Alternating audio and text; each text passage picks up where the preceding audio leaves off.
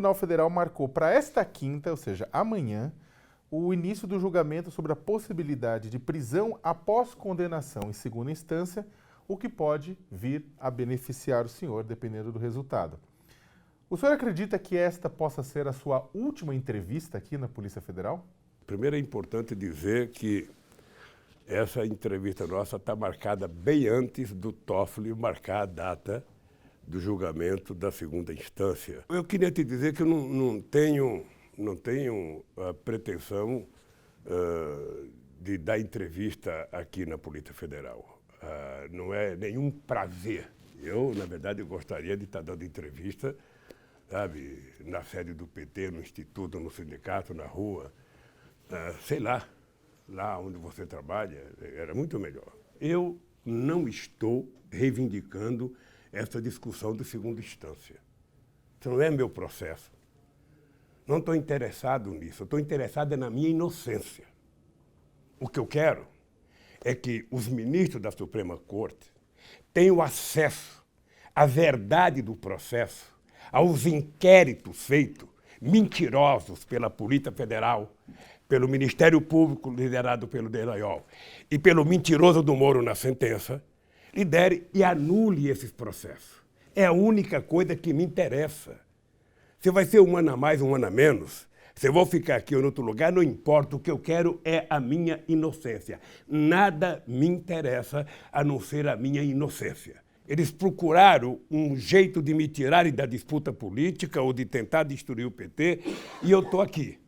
Eu estou aqui e tenho dito sempre, eu não troco a minha dignidade pela minha liberdade. Se vai ser segunda, primeira, terceira, quarta, quinta instância, não é problema meu. O que eu quero é a minha inocência. Se eu tenho um apartamento, alguém tem que ter uma escritura, alguém tem que ter um recibo, alguém tem que ter algum no cartório, alguma coisa tem que ter. O que não pode é inventar uma mentira, sabe, para poder me condenar. O julgamento para a questão da segunda instância estava marcado para abril, só que aí ele foi desmarcado, né, remarcado agora em outubro, e na época falou-se que o Supremo Tribunal Federal queria evitar a pressão da opinião pública, que seria julgar um caso que poderia beneficiar o senhor. O senhor se arrepende das indicações que o PT fez ao Supremo? Não, deixa eu te falar uma coisa para você. Vamos só. O Supremo, votando a segunda instância, o Supremo estará apenas cumprindo aquilo que está na Constituição. O Supremo não estará fazendo favor a ninguém. Você só ser preso depois do processo, ter transitado e julgado, não é favor de ninguém, é cumprir pura e simplesmente o que está na Constituição. Quem quer apressar o julgamento é a Globo e motivando a opinião pública. Um ministro da Suprema Corte, penso eu, e um juiz de primeira instância, penso eu, não deve se mover pela pressão da opinião pública. Eles devem se mover pelos autos. Eles devem perceber, sabe, o processo. Tem prova, não tem prova, precisa condenar, não precisa condenar. Porque senão, nós vamos ter que eleger promotor pela via indireta, sabe, não será mais escolhido, fazer concurso. Essas pessoas têm uma função de Estado e que não pode funcionar sob a pressão, sob pesquisa da opinião pública. Só faltava a Suprema Corte convocar uma pesquisa do Ibope para saber como é que pensa o povo sobre determinadas coisas. Não é assim que funciona. Mas o senhor se arrepende Não me arrependo de ninguém. Veja, se eu tivesse que escolher todo mundo hoje, com as informações que eu tinha na época que eu escolheria todo mundo. Até porque, ô Flávio e Sakamoto, eu não escolhi os ministros da Suprema Corte para serem meus amigos. Eu escolhi eles para serem ministros da Suprema Corte, para cumprirem o papel que a Constituição delega à Suprema Corte, que é uma espécie de papel de garante da Constituição.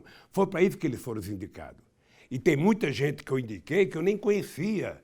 E indiquei e acho que prestaram um bom trabalho. Eu já sei que no Brasil você teve momentos em que tinha governadores que almoçavam com o Tribunal de Justiça toda semana. Não para isso que eu indiquei eles. Eu indiquei eles para defender, sabe, o Estado brasileiro e o cumprimento da Constituição. Foi isso. Independente da questão do julgamento no STF, há a questão da sua execução penal, né, da questão da sua progressão de pena. Até sexta-feira, a sua defesa tem que apresentar um posicionamento em relação à questão da ida ao regime semiaberto, né? que sua defesa vai dizer, o que o senhor vai dizer nesse posicionamento às juízes do caso, a doutora Caroline Legos? Vou dizer o que eu já disse. Eu não estou aqui para trocar a minha dignidade pela minha liberdade. Veja, quem precisa de progressão é quem foi condenado culpado, confesso que foi culpado, então ele aceita uma progressão da pena. Eu não quero progressão da pena, eu quero a minha inocência. A invenção do triplex é um escárnio. Aliás, a invenção do triplex é o mesmo jornalista canalha que fez a matéria da Isto É esta semana. É o mesmo. Ou seja, então eu não posso admitir, sabe? Quem roubou já fez a sua delação. Muitos que roubaram fizeram a delação, ficaram com metade do que roubaram, estão vivendo muito bem da vida. Tá? Como eu não roubei, como eu não cometi crime, como eu não cometi nenhum ilícito, eu não quero favor, não quero pena. Eu quero a minha inocência. É a única coisa que eu aceito, é a minha inocência. Vai demorar 50 anos? Vai. A minha bisneta vai um dia ouvir uma sentença de que o bisavô dela era um homem de bem, era honesto e que não devia nada para a justiça. É isso que eu quero. O que lhe incomoda tanto em relação ao semiaberto é a questão do uso da tornozeleira, por exemplo? Isso lhe incomoda particularmente? Não. Me coloca é o princípio da minha condenação. Não posso aceitar a condenação porque eu sei que ela foi baseada numa mentira. Um processo de mentira que envolveu a matéria de jornal, depois envolveu o inquérito policial, depois envolveu a acusação, depois envolveu o Moro, depois envolveu o TRF4. Você acha que eu vou compactuar com isso? Não vou compactuar. Já falei para meus advogados, não tem meio termo comigo. O que eles vão fazer, não sei o que eles vão fazer. Não sei o que fazer. Antigamente era mais fácil, mandava esquartejar, salgar e pendurar nos postes. Sabe? Cometeram a bobagem de me prender, cometeram a bobagem de me acusar, agora vão ter que suportar esse peso aqui dentro. Eles são livres para fazer o que eles quiserem, eles têm poder. O Moro provou que um juiz tem um poder de Deus. O que ele não esperava era que ele estivesse nesse país um cidadão com caráter de resistir à Globo, de resistir às mais de 80 capas de revista contra mim, de resistir a mais de milhares de primeira página de jornais contra mim. O que ele não esperava era isso, porque o Aécio Neves não aguentou uma capa da Veja. Se o senhor aceitou se entregar naquele momento para a Polícia Federal, como é que o senhor não vai aceitar a progressão do aí é que tem uma coisa importante. Por que eu resolvi vir aqui? Porque se eu, com o nome que eu tinha, tivesse saído do Brasil, tivesse ido para uma embaixada, eu estaria sendo tratado por vocês, sabe, legitimamente como um fugitivo. Como eu tenho clareza da minha inocência, eu resolvi vir para cá para poder enfrentar os que me acusaram aqui. Então, estou aqui há 1 ano e meio e vou lutar até o último dia da minha vida para provar, sabe, que a quadrilha é quem me condenou. A Lava Jato se transformou numa quadrilha. É só ver o conluio deles agora com o Departamento, com a Secretaria de Justiça dos Estados Unidos, inclusive tentando buscar empresários brasileiros para que a justiça americana possa denunciar, como já levaram 14 bilhões da Petrobras. Como já destruíram a indústria da construção civil no Brasil, a indústria de engenharia. Como já prejudicaram 1.100.000 trabalhadores. Como já deram um prejuízo de 142 bilhões na economia brasileira. A única coisa que me resta é utilizar uma profecia da minha mãe. Lula, não baixe a cabeça nunca. Essa mulher nasceu e morreu analfabeta e ela me deu muita dignidade. E eu não abro mão disso. O movimento Lula Livre, que se formou após a sua prisão, ele é encarado por uma parte da militância, não só do PT, como uma parte da esquerda como um todo, como um movimento que representa a anistia geral, a anistia restrita, uma pauta que acabou se tornando unificadora. Se o senhor sair da cadeia, né, e quando o senhor sair da cadeia, vai haver uma clara desmobilização com relação ao Lula Livre. Isso pesa também na sua resistência com relação ao semiaberto ou não? Seria o fim da picada alguém imaginar que eu estou preso para mobilizar. Se fosse assim, eu mandava prender todo o PT. Sabe? Não é verdade, veja, eu sou muito grato, mas muito grato às pessoas que estão participando da campanha Lula Livre. Sou muito grato a esse acampamento que está aqui na frente, que eu não sei se já teve em algum momento algum preso que teve a felicidade que eu tenho de ter um grupo de pessoas gritando meu nome todo dia de manhã, todo dia à tarde, todo dia à noite, de domingo, com chuva, com sol, no Natal, no Ano Novo. Eu, quando sair daqui, não sei o que fazer para agradecer essa gente, né? Vou levar todo mundo para morar comigo, vou alugar fazer um bairro novo e levar essa gente, porque é muito carinho. E, obviamente, que eu sou muito grato aos companheiros do partido, aos companheiros do Partido Aliado, do PCdoB, do PSOL, sabe? E da sociedade, do movimento sindical, do movimento Sem Terra. Mas eu preciso sair daqui.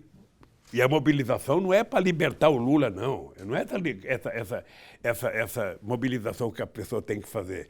As pessoas têm que fazer mobilização para libertar o Brasil da asfixia que ele está submetido com o governo Collor, com o governo Bolsonaro e com a venda da soberania brasileira que o ministro da Economia está fazendo.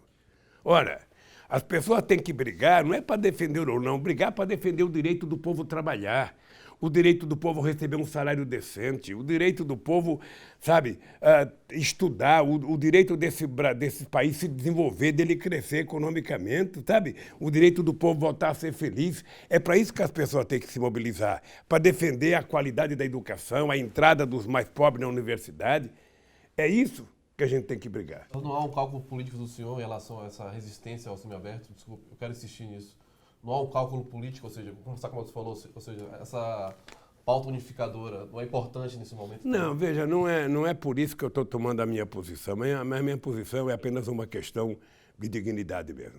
Essa gente simplesmente fizeram uma delação, venderam a alma da mãe ao diabo. Tá? Eu, se tivesse que fazer uma delação, eu ia fazer uma delação contra o Moro, contra o Dallagnol e contra o delegado. Ninguém quer me ouvir para fazer as delações contra eles. Então, eu quero sair daqui ontem. Quero sair daqui o mês passado. Acontece que eu não posso sair daqui passando a conotação que eu aceito a minha condenação provisória. Sabe? Não aceito. Eu não posso aceitar. Agora, o que não pode, nem na primeira, nem na segunda, nem na terceira, nem na quarta, nem na quinta instância e nem na Bíblia, é o inocente estar preso. Tudo que está saindo na Intercept, a gente já dizia, os meus advogados já diziam antes. Tudo já diziam. Agora está aparecendo. A última é o vazamento dessa semana do Dallagnol prestando serviço às empresas americanas, à Secretaria de Justiça americana, para dar o nome de empresas que os americanos podem processar. Se o Conselho Nacional do Ministério Público, sabe, valer a sua existência, esse cidadão tem que ser exonerado, não promovido. O Moro é a mesma coisa. De vez em quando eu vejo entrevista do Moro, a prova de que ele é mentiroso é que ele não é capaz de olhar para o interlocutor. Ele não é capaz de olhar. Ele dá entrevista para você, ele não olha nos seus olhos, porque ele sabe que ele está mentindo. O Disseu afirmou em uma entrevista à Folha de São Paulo, a Mônica Bergamo, que teria feito bem ao senhor ter convivido com outros presos da Lava Jato lá no Complexo Médico de Pinhais, né? Médico penitenciário, né? Que aqui o senhor, essa convivência restrita de pessoas, segundo o senhor, que só falam o que o senhor quer ouvir, isso teria o prejudicado, que faria bem ao senhor conviver com outros presos. O que o senhor acha disso? Eu não conheço nenhuma experiência do cara ser bem-sucedido conversando com um preso. Eu, sinceramente, eu preciso conversar com quem não esteja preso, ou seja, eu, sabe, quero conversar com as pessoas que estão livres, fazendo política, quero voltar a viajar ao Brasil, quero voltar a fazer comício, quero voltar a fazer as denúncias das falcatruas que o Bolsonaro está fazendo, quero voltar a fazer o PT, sabe, ter a dimensão que ele merece ter. Eu aqui no meu isolamento, eu leio mais do que deveria ler, eu assisto mais coisas do que deveria assistir, eu recebo muito pendrive, eu vejo as coisas que vocês falam, eu vejo as críticas, eu assisto televisão aberta, então, sabe, de Datena a Silvio Santos aqui, eu assisto, não tenha preocupação. Além do que, eu vejo os jornais todos que tem, sabe, tanto na internet quanto na TV aberta. Eu vejo todos os jornais. Então, eu trato bem a minha solidão aqui.